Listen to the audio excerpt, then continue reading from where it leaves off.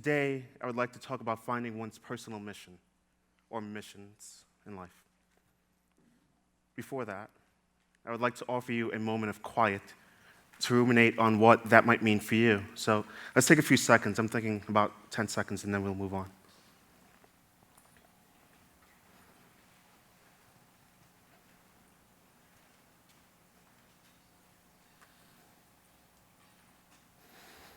Okay, so do you have it? If not, that's fine.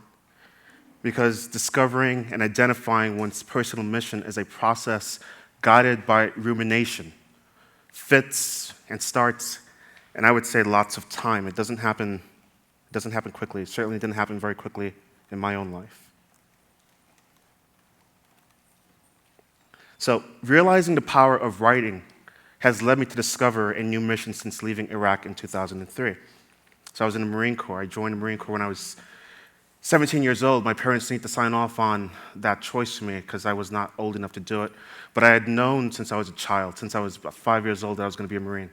So those 12 years, I was just waiting for the time to sign. I didn't get recruited into the Marine Corps. I recruited myself. I wanted to be a Marine. But it took me more than a decade to figure it out, the mission. But at its core, it's simple. I'm interested in facilitating space for veterans of these most current wars and veterans of America's older wars, in which these men and women may be in community with one another. The next ingredient is to provide a creative outlet through which people may express their stories. New York University was that for me in 2009. And because of my training, I'm a writer, I'm a poet, I'm a playwright, I'm an essayist. Because of my training, I gravitate towards writing workshops, playwriting and poetry, etc. But being in the theater, being a theater maker, I am collaborative. I'm always looking to expand beyond my own practice. The next ingredient is creating partnerships which will help house, promote, and fund these programs. My first was created while I was an undergraduate at Columbia. I noticed that many of the veterans who attended the NYU Veterans Writing Workshop were Columbia military veterans. The solution and the need to be filled was facilitating a similar space at Columbia without cannibalizing NYU's program. I brought the initiative to the head of Columbia's graduate writing program, and he saw the value and greenlit my proposal, which I'm happy to say 5 years later, the Veterans Writing Workshop at Columbia is thriving, and several of the former instructors are veterans themselves. I am now working on another initiative, one with a major theater service organization. We are waiting to hear back concerning funding, and if funded, we will prototype, evaluate, and roll out to a national audience a series of programs geared towards building interest in theater by veterans, both as consumers, but more importantly to me, as makers.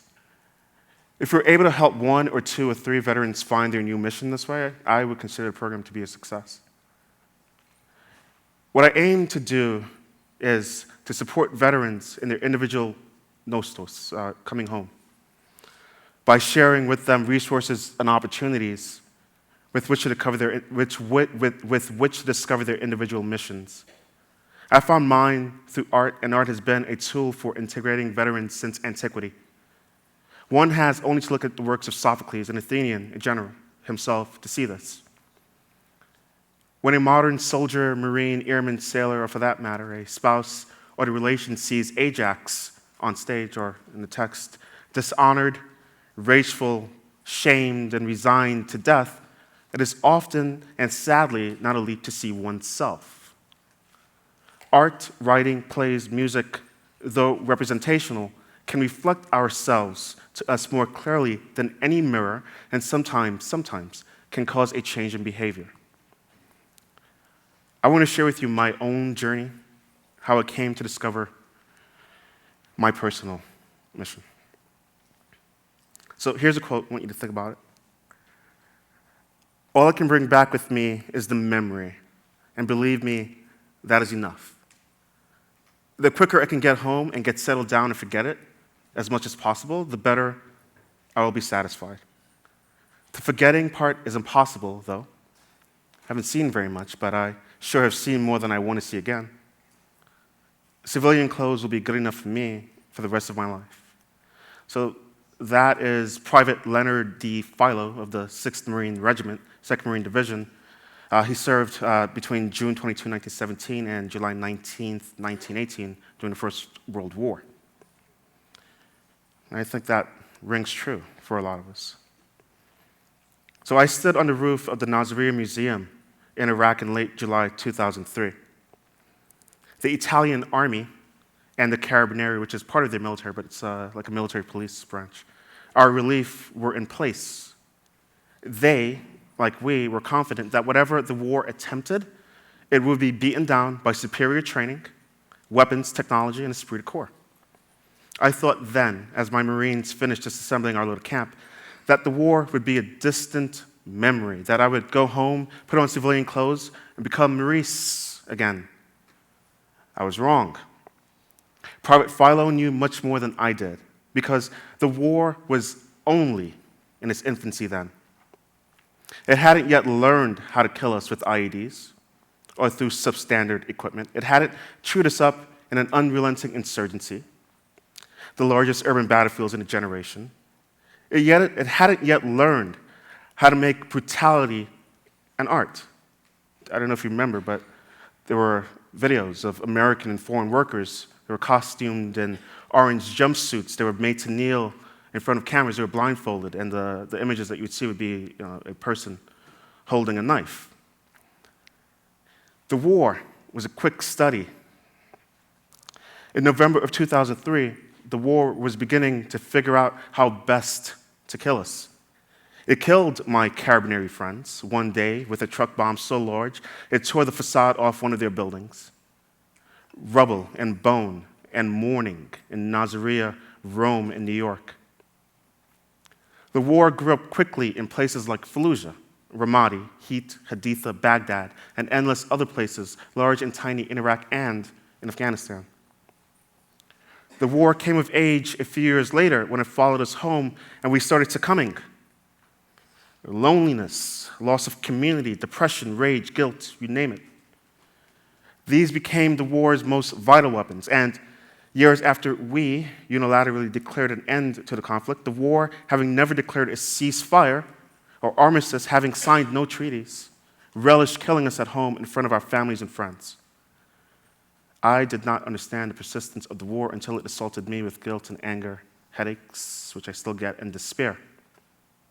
I never said it, but I thought it. I wanted to move on from this life. I wanted to go back, to throw myself at the war, to flail my arms at it, to yell, to scream, to curse it, to be over there somewhere with other Marines, to suffer for not having been injured or killed the first time.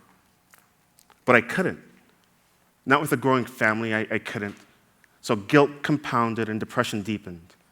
I went to work. I found many jobs, actually. I quit one job, found another, was promoted, became impatient there, quit, found another again, quit, with no plan, and added stress to failing relationships. Then the war came in dreams, vivid, loud dreams, so vivid I was there. Now, this is a dream, this didn't happen. A woman wearing a green full-length dress rushes my fighting position. The fear in her eyes is deep, it is complex. She is running towards me, but it's beyond that. It's not that she's only running towards me, she's desperately also trying to get away. As she reaches for a shut door, I feel myself within the dream breathe. Take up the slack in my trigger, clear for sight posts on her blurred out shape. My rifle's report throws her against the door. She falls. Green dress turns brown. Whatever was behind the door was unrevealed. This dream, a fantasy of my mind, plagued me for years. I was losing my right senses, but had grown up in a Marine Corps culture which looked down upon seeking mental health care and those who sought it as weak. One does not want to be seen as weak in the Marine Corps. One does not want to be seen as unreliable in the Marine Corps. The Marines build warriors. The Marine Corps expects that every Marine will gladly die in pursuit of accomplishing the mission. Pain is weakness leaving the body. It's what you say to yourself when your body begins to revolt under the weight of gear and marches and sleep deprivation and fear and terror. Weakness is a curse. To be weak is to be cursed. To be weak is dishonorable. To be weak is to call shame onto yourself. I am not weak, but I am a human. I never sought the VA out for any type of assistance with the exception of my GI Bill, which literally has led me here to this microphone today. In the fall of 2006, after being home for 3 years, several jobs, and 2 children, I knew I had to find a new way to move beyond my 5 months in the desert. I first applied to Brooklyn College, but I was soon turned down because their admission system is not geared to non-traditional students. The rejection letter made note of my high school transcript. I wanted to tell them that I was not the same student that I was in high school, that high school was, at that time, 8 years in the past, and that the adult me was indeed the kind of student who would not only succeed, but would excel. They weren't listening, and being disregarded by Brooklyn College pushed me. I enrolled at Kingsborough Community College in Brooklyn instead. The CUNY, or the City University of New York system, has a long history of open enrollment. Kingsborough gave me an opportunity when Brooklyn College shut its doors, and I did excel. So much so that I was invited to a meeting with the Dean of Admissions for Columbia University's School of General Studies, Dean Matthew Rothstein. Dean Rothstein encouraged me to apply to GS, even though the application window had been closed at that time. I did, and I was accepted. What makes Columbia School of General Studies such an exceptional place is, among other things, its practice of recruiting non-traditional students. That means in a typical classroom at Columbia, one might be in a room with traditional undergrads or 18 to 22-year-olds, and they're at Columbia College, with a janitor, a firefighter. In one of my classes, Miss Jamaica was there. The creator of Microsoft Windows Explorer, an ex-felon, Army Rangers, Navy SEALs, and many, many Marines. Columbia loves its Marines. The Columbia experience was bizarre, but in the most positive, life-changing ways. Beyond a fine education, what Columbia gave me was what I had been missing since I got out of the Marine Corps. Columbia was becoming and is now a major hub for veterans in New York City. For the first time in years, I was around a group of veterans, high-performing and motivated individuals who were not only driven by personal success, but by a genuine esprit I had not experienced since the Marine Corps. Columbia squared me away. Being a MIL vet squared me away. I arrived at Columbia in the spring of 2008 and found a vibrant, politically active MIL vets community on campus, fully geared up for the rigorous campaign of convincing the Congress to support, then fund, the post-9/11 GI Bill. The new GI Bill, like the GI Bill offered to return servicemen after World War II, would, we thought, be a game changer, individually, personally, and also nationally. It would do away with the Montgomery GI Bill. Although a good enough solution for mostly peacetime military, it was not a sufficient benefit to assist new veterans in navigating the education, job, real estate, and skills environment of this century. It was underfunded, paying a benefit over its course, which would be less than equivalent to 1 year of college for most private institutions and for out-of-state students studying at public institutions. Lobbying Congress to pass the bill was the most important mission at that time, and I joined the MIL vets, personally knocking on the doors of my representatives in Washington, D.C. I did it so that I could use the benefit myself, but beyond self-interest, the bigger mission was to ensure that those still in uniforms would come home to a robust GI Bill, which could potentially change their lives. One of the keys, I believe, to reintegrating veterans into civilian society is the idea of mission, helping folks find their new mission and at the end of their service. One of the first things taught to new recruits at recruit training in the Marine Corps, I would assume it's the same in the other branches, is the mantra of mission accomplishment. Mission accomplishment trumps every other goal of the combat leader, to include troop welfare. I've heard attempts at softening the tone by making mission accomplishment and troop welfare equal in the minds of combat leaders, but this is disingenuous. The Marine Corps is clear in what it expects: mission first and the welfare of the individual Marine second. This is the reason why in wars, distant in time and different in goals, the modern Marine Corps has been a difficult force to contend with on the battlefield. The fallout from this, besides many dead Marines, is a mentality of hyper-focus on mission, that we will win this gunfight, this battle, this war, whatever it is that's asked. This sense does not turn off when one comes home. It simply doesn't, and what we are left with is an individual who has been trained to think of mission as paramount, trained to put mission above self, trained to kill or die if needed, now without a mission. The switch in perspective, which often happens quite rapidly, is exceptionally disorienting. The new GI Bill, in a way, helped me to find my new mission. In order to not burn up benefits, education benefits, I decided to take a year off college while I waited for the post-9/11 bill to be enacted. During this year away from college, and by complete serendipity, I came to know about New York University's Veterans Writing Workshop. The workshop, and still exists, I actually taught it last year, was the brainchild of NYU's creative writing program. Our distinguished poets in residence, Sharon Olds and Galway Cannell, he has since passed, the distinguished novelist E.L. Doctorow, who has recently passed, Ambassador Jean Kennedy Smith, and Lauren McClung, who at the time was a second-year MFA student. Her dad is Vietnam vet, and we talk about this all the time, but she just could not get her dad to talk with her. So that was what was driving her with this workshop. So the confluence of these minds and resources created the space in which a small but continuously growing group of writers who are also veterans, mostly of the wars in Iraq and Afghanistan, were able to meet, discuss work, make work, and collaborate. The room was a new and needed community for me, one which I had no idea I needed until I showed up one Saturday afternoon in January 2009. I met an amazing and accomplished group of writers in that room, people who have gone on to publish, and I honestly believe this, what would likely be seen as the core of the literary canon inspired by the global war and terror. For example, one of the people in the room that year, and for a couple of years, was Phil Cly. Phil won the National Book Award last year for his book of fiction. He's a fiction writer. And many other folks have now gone on to publish many books of fiction and nonfiction since being in that room together. I am not a fiction writer. I've never wanted to be one. But I found poetry, and I found poetry through the work of Yusuf Kamanyaka, who himself is a veteran of the Vietnam War and is the senior poet in residence at NYU.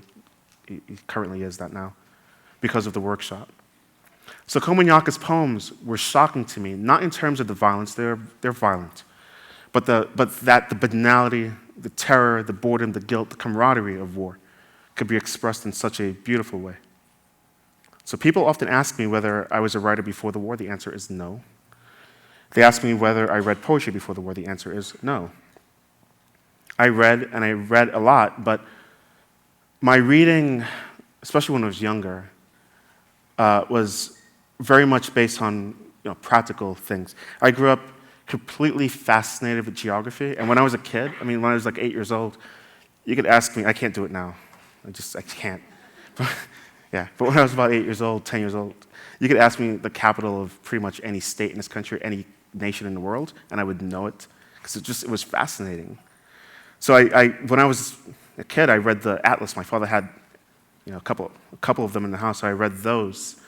I also grew up interested in aeronautics. For a while there, before I really decided to become a Marine, I thought I might be an aerospace engineer. I went a completely different route. So as a child, I read the encyclopedia, and I collected books which featured aircraft. And again, with the Atlas, you could ask me anything about aircraft, F-16s, F-15s, whatever, and I knew their performance characteristics. I knew what the missiles could do. I knew it. I studied it like it was my job. And I was also really fascinated with history, and particularly American military history pertaining to World War II and the Pacific War in particular. And what I'll say about that, and I think the reason why I ended up in the Marine Corps is because I read so much about the Pacific War. And this whole idea of, there's this big obstacle, this big beach or whatever it is in front of these Marines, and the only option is to win. There is no other option. If you don't win, you end up in the sea and you'll die. So you win. And I think that, spoke to me even as a child. So I read a lot about the Pacific War in particular. But poetry was new for me when I got to NYU. And poems such as Komunyaka's You and I Are Disappearing, and his another one, Starlight Scope Myopia, gave form and language to what I had not been able to talk about since coming home. So what I wanted to do, because Komunyaka ended up being my thesis advisor when I was there, and he's someone who's really important to me, and these poems are really important to me. So I wanted to read you those two poems. So, You and I Are Disappearing. The cry I bring down from the hills belongs to a girl still burning inside my head. At daybreak, she burns like a piece of paper. She burns like foxfire in a thigh-shaped valley. A skirt of flames dances around her at dusk.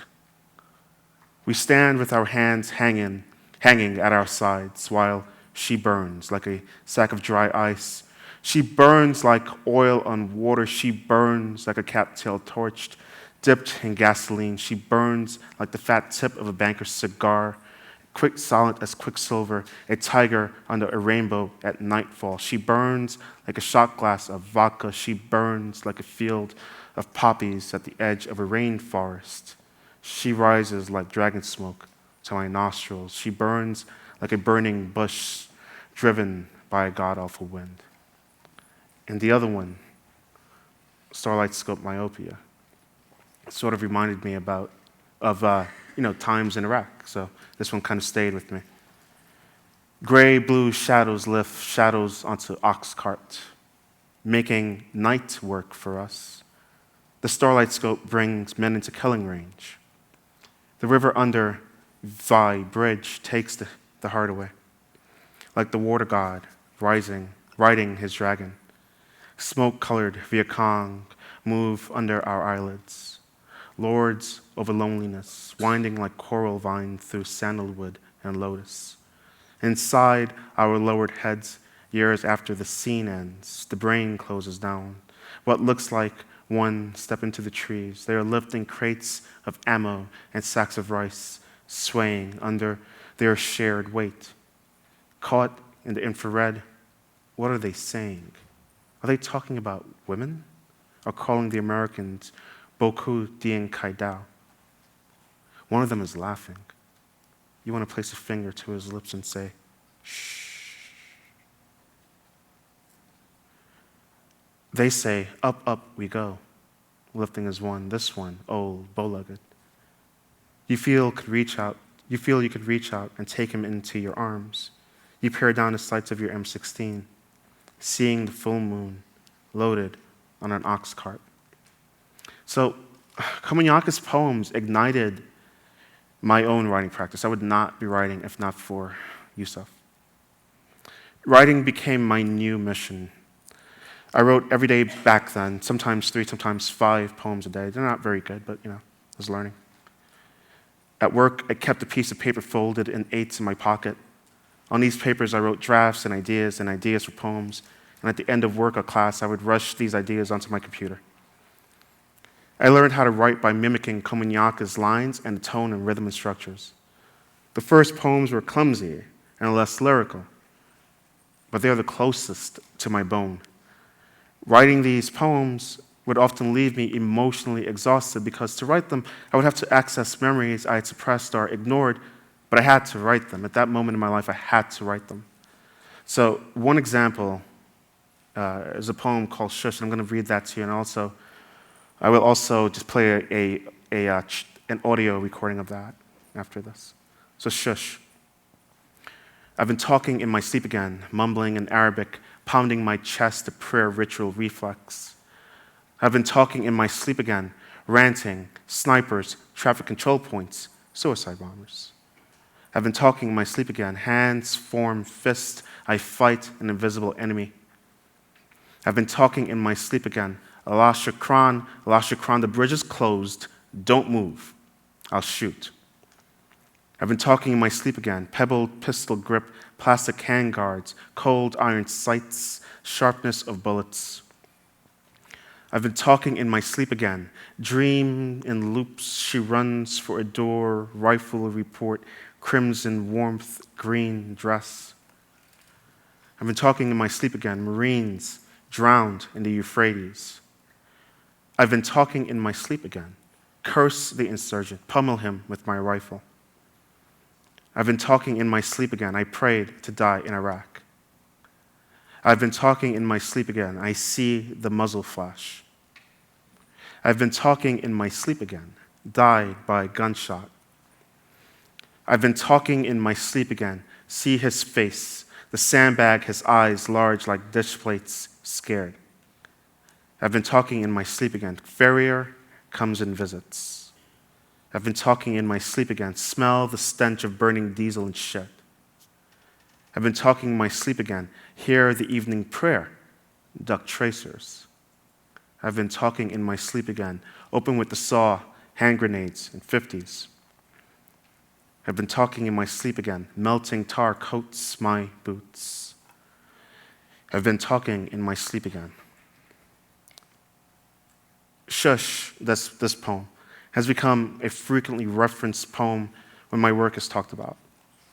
It was one of the most challenging poems for me to write because Shush contains within its list the war, my war. It is recorded as part of Holding It Down, the Veterans Dream Project, a collaboration between Mike Ladd, Vijay Iyer, who's a composer, jazz composer, and myself. So I'm going to go ahead and just play that for you. It's a few minutes, and then we'll move on from there.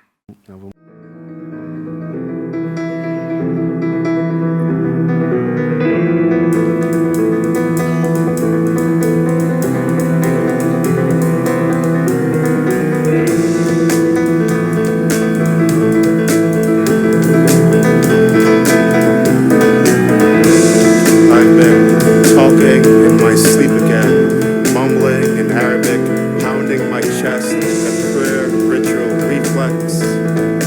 I've been talking in my sleep again, incoherent rantings, snipers, traffic control points, suicide bombers. I've been talking in my sleep again, tense hands form fists, I fight an invisible enemy. I've been talking in my sleep again. La Shakran, the bridge is closed. Don't move, I'll shoot. I've been talking in my sleep again. Pebbled pistol grip, plastic handguards, cold iron sights, sharpness of bullets.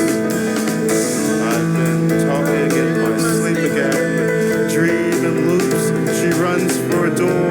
Right report, crimson warmth, green dress. I've been talking in my sleep again. Marines drowned in the Euphrates. I've been talking in my sleep again. Curse the insurgents, pummel him with my rifle. I've been talking in my sleep again. I prayed to die in Iraq. I've been talking in my sleep again. I see the muzzle flash. I've been talking in my sleep again. Die by gunshots. And talking in my sleep again. His face, the guard removes the sandbag's eyes. Looks like dish plates scared. Been talking in my sleep again. Farrier comes and visits. I've been talking in my sleep again. Smell the stench of burning diesel and shit. I've been talking in my sleep again. Hear the evening prayer, duck tracers. I've been talking in my sleep again. Open with the saw, hand grenades and 50s. Talking in my sleep again. Melting tar coats my boots. I've been talking in my sleep again. Talking in my sleep again. I've been talking in my sleep.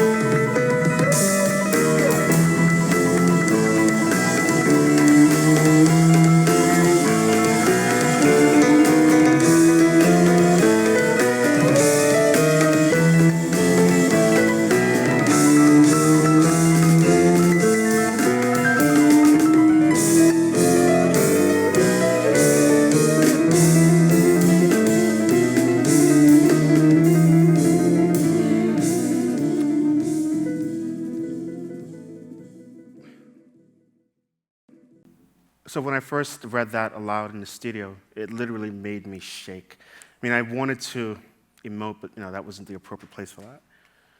I was later contacted by Newsweek, and we collaborated on adapting that into a short animated film. And when I look at that video that they made, and I see myself reading that poem, I noticed that the presence on screen made me, I looked a little timid. But it wasn't timidity, I've realized. It was grief and shame. So Shush elicited rage in me. It brought up, my shame at my personal weaknesses in Iraq, my personal failings. So, and also grief at all of the senseless deaths. So the fear and adrenaline in those moments are also in that poem. So Shush poetically summed up the war for me.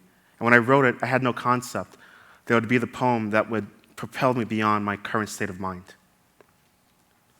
So this brings me back to the beginning of this talk and the notion of finding one's personal mission. My personal mission has changed over the years and reflects the stages of my life.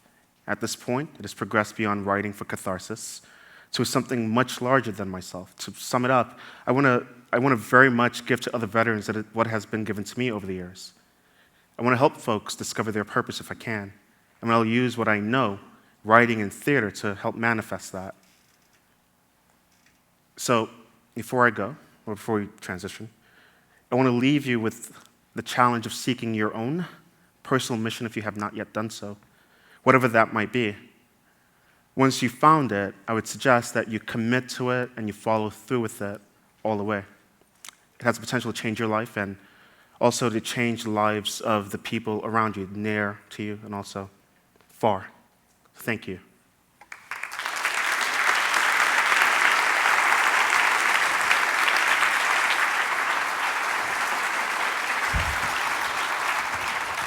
Maurice, thank you. Thank you. Again, those of you who want to ask questions, in that poem you just read, it was pretty remarkable, and you, of course, hearing it twice, the part about it struck me is, I hope I die in Iraq. What did you mean by that? Oh, well, it's a Marine Corps thing. So I remember there was a time literally standing on that roof in Nasiriyah, because we ended up having to take over, we needed a place to stay, and we ended up in the, what would have been the museum, the art museum. And we were on that, I remember being on that roof, and the question came up about, oh, are we going to get the combat action ribbon for this? Combat action ribbon is, it says that you've been in conflict and that you've, at least on the other end, discharged your weapon too, right? And it's something in the Marine Corps that is very highly valued. And the entire unit was not going to get that. Some of us were, some of us were not. And the reason why the entire unit wasn't going to get that is because there had been Marine units who had been in, we're talking like hours-long gunfights and had lost, a lot of Marines. So, there's this guilt that one feels, right? And also, we ended up getting into the country right at the moment where one of the major battles was at the end, and we didn't, make it into Baghdad. And not as though, look, it's not like we wanted to go and fight there, but you want to experience what the other Marines are feeling, if that makes sense. So there's a lot of guilt in not feeling that too, and I had to, deal with that when I came home. Okay. Yes, ma'am. Hi, my name is Louise, and I've taught 4 iterations now of writing workshops at Fort Knox in collaboration with the library and their Wounded Warrior Treatment Facility. Mm-hmm. And what I have predominantly been using is the curriculum devised through the sponsorship of the National Endowment of the Arts. I think it's called Operation Homecoming. Mm-hmm. And it's very good, but I wondered if your Columbia program or CUNY program has any material that's available online for other people leading workshops like this all over the nation. Yeah, that's a good question. What happens with the NYU program, the Columbia program, some of the other ones that are based at universities is that those are funded fellowships for graduate students in the creative writing programs. So every year, the teachers change out. The teaching styles, the pedagogy changes every year. So it's not necessarily written down, it's not codified. It's just those individuals who are running it the year, how they choose to teach the workshop. So the people who are teaching the one at NYU this year, I mean, I'm still on the loop, we still talk. I noticed that their version of the workshop is very different than mine that I taught last year. So it's not written down, but I mean, if you want, I could put you in touch with those folks. There's a friend of mine who is at Fordham, and he's been trying to, collect and write this all down for exactly the same reasons that you're asking, but he has not yet done so. I could put you in touch with David. I'll come up afterwards. Yeah. Yes, ma'am. Hi, I'm Melissa. I'm a poet and an English teacher at Southeast Kentucky Community and Technical College.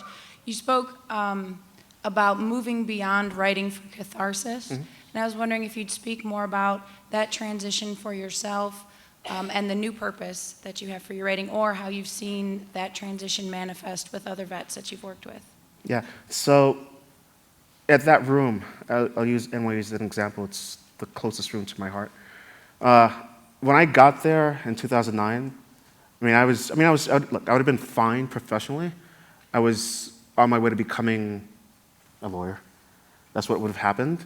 But then I found that writing workshop, and it changed the direction of my life. And what it did is it allowed me to really deal with all of the things that I had not, talked about, right? So in that moment, it was catharsis. It was cleaning, that idea. But what I also noticed was that I needed that at the moment, but some of the other folks in that room did not. They considered themselves writers. So you get to a point in your writing career where you've got to move. I mean, you write for yourself, yes, but you move beyond just getting things out of your head, and you try to create art, and you try to write so that other people can access what you're writing. At this point in my life, I'm fine. I have stuff published. I have my other life, my other writing life. I'm a playwright. I have stuff that's being produced. I'm going to be, professionally, I think I'll be okay. I want to be able to give that opportunity to other veterans, though. And there is a way that can be done, but you have to create the space. The space is what did that for me. So that's what I mean beyond moving just beyond catharsis. It's creating the space so that other people, I think it's like 2 million veterans of these wars are home or coming home, right? So I don't know how many of them are writers, but that's not for me to figure out. I just want to make sure that the space is available so that people have an outlet. I think the outlet is really important. I hope that answers your question. Let me ask you something. Yeah. And I know there's no answer for this, Yeah. so I'm not asking you for an answer, and I'd be interested in maybe some of the audience reacting to this too. I was also struck by your comment about kind of what led you to be a Marine, this idea of the beach and the ocean, and you either win or you lose and things like that. I've not read everything, but I've read a lot of books about wars, going back to the Odyssey and All Quiet on the Western Front, and many other more modern books. And the thing that strikes me is, and I do think that actually the best for some, I don't think there's any way for somebody to understand combat that hasn't been in it. I really think it's just impossible. But I also think maybe the closest thing we get is through fiction and poetry. It's not through nonfiction. And yet, all the books that I've read share one thing in common: is the absolute horror and abyss of war. Yeah. I mean, other than books that have a kind of a funny slant to them, none of them talk about it as if there was something good going on. And yet, we continue, to, in a sense, glorify war. Even today, despite everything that's gone on in World War II, in Vietnam, in Korea, in Iraq and Afghanistan, we still have people saying we should go into Syria. We should go back into Afghanistan. What's you have any insights on that? I don't know. It's a hard question. I think, for me, I was in the Marine Corps, and you ask most Marines, why did you join the Marine Corps? They'll tell you because they wanted to be Marines. It's not necessarily for college money. It's not for any of that. Those are great benefits, but that's not why people join, the Marine Corps specifically, right? I don't know. It's maybe something inside that makes you. I really don't know how to answer it. It's not something that can be quantified. I think there's a certain personality type that wants to participate. And, I have friends that have written about this being, this transition into manhood and all of that. I didn't see it as that. I just wanted to be a Marine, and I would have regretted not doing that. It led to Iraq, but I would have regretted not being a Marine. It's a really hard question to answer. I'm not well, there is answering no it. answer. I know there is no answer. But I think for me, for my personality type, I was just really fascinated with this whole idea of there's this objective, there are no options, you win, right? There's no, there's no second option. Right. And that's sort of how I approach a lot of things. So it just kind of made sense, I don't know, made sense for me or not. Yes, ma'am. Hello, my name is Ivory Hall from Atherton High School. So when veterans came back from Vietnam, they were treated atrociously and they were accused of being murderers and of doing horrendous acts. Do you feel as though if their literary works were mass-produced, that their treatment and public perception would have been altered? You mean produced at that time? Yes. I don't know. I mean, I wasn't around at that time. I think the country was different then. I think what we talk about this. When I say we, I mean the contemporary writers in relation to our Vietnam predecessors. I think part of what we have been able to benefit from is exactly what you're talking about and the way that Vietnam vets were treated. I think the American public at large remembers that and has chosen to not treat us the same way. So I don't know if it would have changed perceptions at that time because from what I've read at least, the perception in the country with that particular war was so negative that reading the literature, like Yusuf's books, I don't think would have changed people's minds about that war at that time. And also, books don't get published right away. So Brian Turner's a poet, one of the first poets of this war. His first book, I think, was published in 2000, I want to say 5 or 6. And that was a couple years after he came home, and several years after. I mean, if we think about Afghanistan being the beginning of these current wars, and we could talk about the 80s and all that, but currently, these current wars. That's already 4 or 5 years after the war started that the first book of poetry from the war came out. And I'm not talking about like those mass-produced kill memoirs. I'm talking literature. So it took a while, and now, even with Brian, because we kind of know each other, we all know each other, the poets know each other, I think there are maybe like 5 or 10 books at the most in terms of poets from these wars that have been published, and fiction is not much better. I mean, I'm seeing now a lot more fiction being published, but then at the same time, these time periods are so long. 2008 was 7 years ago. So Phil was in Iraq in 2009, I think. That was, what year is this? That was 6 years ago, that he was in Iraq, and his book is just coming out. Kevin Powers, same thing. So there's a long period of, gestation maybe, before the books start coming out. I hope that answers your question. Thank you. Yeah. Yes, ma'am. My name's Spiro Hoagland, and I'm also a student at Atherton High School. And first, I want to thank you for your service and your sacrifice. Thank you.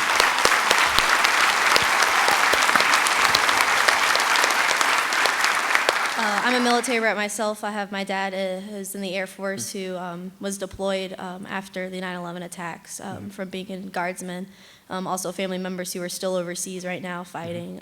So this means a lot for me for you to be here, so thank you.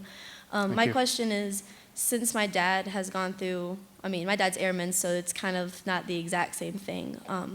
But how would you suggest a student or a child going up and approaching this situation with their parents? Because I know my dad doesn't like talking about it. And it's one of those that you don't want to, push too hard because it is really personal to you all. But through the poetry, and since you've been able to express it, how would you suggest me being able to approach that with him and at least know that I'm there for him? And if what contacts would you think to get him into that kind of program to be able to talk about it with someone else? Talking about the war, I think for a lot of folks, I'm going to say 2 things that might be contradictory. One, that there's a sense that folks don't want to talk about it, and I think sometimes that is true. But I also know that people do want to talk about it. They're just not asked, all right? So, I don't know your dad, but I do know that people do want to talk about the wars. They're just not asked. I've seen that with myself and also with my friends. A way that might be beneficial is, for example, here's Air Force, maybe reading, there are books out there now, memoirs by Airman Brian Kastner, for example, who talk about that war that the Air Force fought. Brian was an EOD guy. He spent a lot of his time on the ground. But so, I mean, there's books out there that could probably, breach some of the conversations that you're trying to do. I mean, it's really hard. It's really hard. Even in my personal life, in my family, how year is this? This is 15. I've been back from Iraq since 12. We don't talk about it. I mean, I'll talk about it publicly. I'll write about it, all that. But in my family, we still don't talk about it. So it's a really difficult thing. But on the flip side of that, I know that people do want to talk if given the opportunity to. So maybe just ask it, if that's helpful. Yes, ma'am. All right. I'm Kelly Rice from Wagner High School, and I was wondering if you've ever tried anything other than poetry or plays. Like, poetry, it has deep emotions, but sometimes you can't get all the amount of detail you'd like in it. But of course, in a novel, you could have details, emotions, other people's emotions, how you felt they feel. I was just wondering if you've ever tried something else. Well, it's a good question. Poetry led me to playwriting because there were some limitations in poetry, and I couldn't tell an entire story necessarily. I mean, you can, but you also, the limit's on you. You can write an epic piece if you want to, but that led me to playwriting. At this point in my life, I am not a novelist. I don't see myself that way. I don't know, maybe I'll try it in the future, but right now I'm really focused on writing plays, so that's where I am right now, but maybe in the future. I haven't discounted it, just not right now. Yes, ma'am. Hi, my name's Heather. I'm from Northern Kentucky, Gateway Community and Technical College, and actually it was a good segue because I was going to ask you about your playwriting, and if you could talk a little bit about that and kind of what your plays are about, have any been staged or performed? Okay. So the song I played was from Holding It Down, and that is a collaboration, music and poetry mostly, with Vijay Iyer, who's a composer, Mike Ladd is another poet. There's that. We did another show that was similar to that, but also involved the voices of an Iraqi poet, Ahmed Abdel Hussein is his name. He's still in Baghdad, where we wanted to put the poems in conversation with each other. And he writes very different things than me. I mean, he writes about the war, but his war that he's concerned about is not, we've talked about this since, but his war that he was concerned about at the time when we met was the Iran-Iraq war from 1980 to 88. That's what was driving him. We talked, that was the first time we talked was in 2010, then we saw each other again in last year, so 2014. And now with the rise of ISIS and all of that, I mean, his perspective has changed. But yeah, nonetheless, we wanted a different voice in the poems. I had a play produced in New York earlier this year, and that was looking at the first 3 weeks of the war and decisions that people had to make on the American and on the Iraqi side and what the big picture consequences are. And I was driven to that one by reading Yehuda Amekai's Diameter of the Bomb, and you have this one incident, but it spirals out into something bigger. I've written a couple more. I have another one that we're going to start doing a reading of in February, and that one is a little bit different. I mean, it's in Afghanistan, but the story is different. I adapted a friend's piece, a journalism piece about Afghanistan's only female warlord, and wrote this thing about that. But what I found there is she's been at war since the 80s, since the Soviets. And her reason for being at war is because they killed her son, and she saw it, and she's upset, she's angry. So it's, she's driven by anger, and also by the love of her son, and sons because the Taliban killed another. So yeah, I'm writing things like that. I think I realized it recently, but I'm actually probably writing an Afghan trilogy now. I'm going to start a new play pretty soon, another adaptation. And there's another, I have to get the rights for the other one and start the other one early next year. Thank you. Let me ask you, we talked beforehand just a little bit. There's been an awful lot recently. It was a huge article in the New York Times about 3 weeks ago about all the suicides. About 2-7, segmentized. Yeah, about all the suicides coming out of the soldiers from the Iraq and Afghan war. Yeah. what do you attribute that to? What do you react? I mean, it was hard for the. I mean, it's just, of course, it was you can't get inside those people's heads. But I was just struck by how many and how young they were. I don't know. I mean, it's a difficult question to answer. I mean, that's why I was saying mission. I think mission is really key. Those Marines found a new mission. I mean, if you read the article, you notice that they banded together, created this suicide hotline, and they track each other on Facebook and all this stuff. And if someone's going through some, whatever, they will dispatch another Marine. It doesn't have to be in the same platoon, company, but just within the battalion to go talk to that person. I mean, it comes from a lot. I mean, there's a lot of different reasons why, I think people would choose to go that route. Yeah. I have a good friend. She's a soldier. She was, what is that called in the Army? She was a civil affairs person. And those are the people who, during, the early parts of Iraq, and then I think much later on, when things would get destroyed, they would go and help build and fix. And she tells me that, I mean, she's fine. She has a good job. She's in tech. But this is her language, not mine. I reserve the right to kill myself because it is myself. So there's a lot of reasons. There's not one, I guess, is what I'm saying. I think guilt is one of them. Not having a purpose. I think loneliness, losing that community. There's a lot of reasons. There's a lot of reasons. Yeah. There was this documentary a few years ago called "The Wounded Platoon" on PBS Frontline, and they looked at this Army platoon out of Fort Carson, Colorado. And they had the highest, I want to say, I could be wrong, but if not the highest, one of the highest rates of suicide. And the angle that they chose to tell the story from was that, these soldiers had been in Iraq a few times. Some of them were already mentally unstable, but were sent back during the surge. And in the second or third time that they went over, they had been in conflict and combat every single day, right? And when they came home, they just could not switch that off. So what ended up happening in the documentary, but also in the town, is the suicide rate went up and the murder rate went up. Yeah. So there's a lot of. Let me ask you quickly about that. I mean, I don't know if this is. It seems to me from what I understand, it's an anomaly. I can't ever recall in the history where there was. I mean, people went back for 1, 2, 3, 4 tours of duty. I mean, in Vietnam, you had your 12 months, you were out. Yeah. At least you had a year.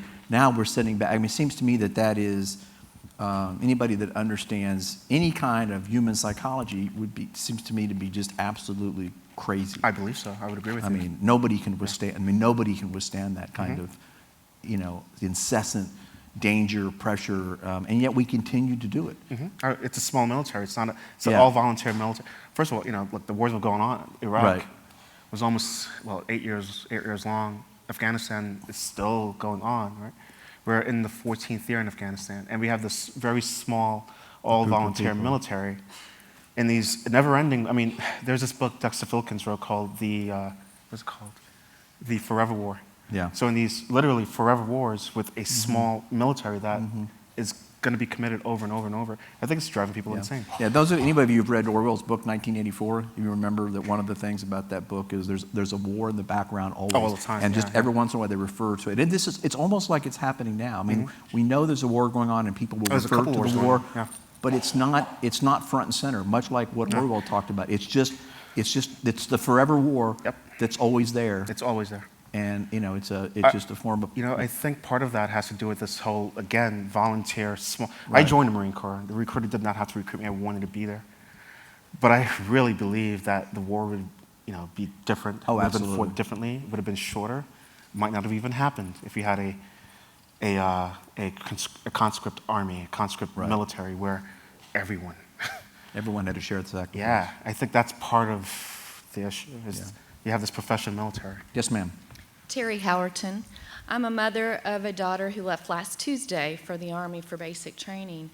Before she left, she had the opportunity to talk to my brother, who is a Marine from Desert Storm. And he gave her some really good advice and pointed out to her the difference in the missions of those branches. You talked about coming back and losing your sense of mission, or there was no longer a mission. I'm curious, because it sounds like you have a new mission, which is awesome, and I thank you for your service. But I'm curious how the young man who left first for the military, and maybe that romanticized vision of the military, did you lose that young man? Did it spoil that for you? Well, I was in the Marine Corps before the war, so I joined in 97, went to boot camp in 98, 4 years active duty, and then I got out, joined the reserves, and our reserve unit was activated.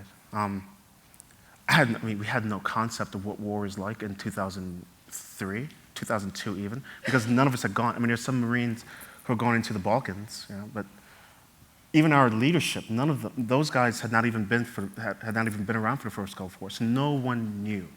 And when we got there, you know, one of my first most visceral memories of Iraq was of being outside the city of Nasiriyah and hearing on both sides the Marine artillery firing into the city. And on active duty, I was in artillery, so I literally understood what was happening on the other end when those rounds were hitting. And I knew the blast radius, the kill radius, I got it.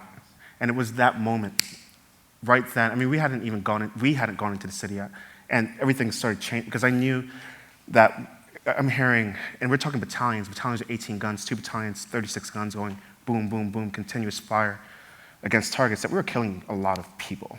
And that really did something in my mind. And that's, I think, where things started changing for me right away, because I literally could understand what was happening, and you could empathize. I mean, they're your enemy, but they're still people, and you could empathize with what is happening on the other side when an artillery round comes in against you. So, yeah, that was the moment, I believe, that really changed my view on war, and the whole romantic side of it just went away. It just went completely away, and it's never come back. But also, even within that space, you still had mission. You know, I'll just say this: my unit, we were a New York-based unit. You don't get to decide what wars you go to. We had lost a firefighter during 9/11. The unit was down to go to Afghanistan. Iraq, we didn't understand, but we had to go, and we had to do what was asked of us. There, even being there, you have Marines. You have missions that get handed down to you, and you have to accomplish them. So you do the best you can. But I think in that space, and especially because we didn't understand the war, yeah, we were very diligent and very careful with our use of force and fire in 2003, because it just didn't, I think I could speak for my unit, it didn't make sense to us. Gotcha. Yeah. Thank you. If that answers your question. Maurice, thank you. Thank you.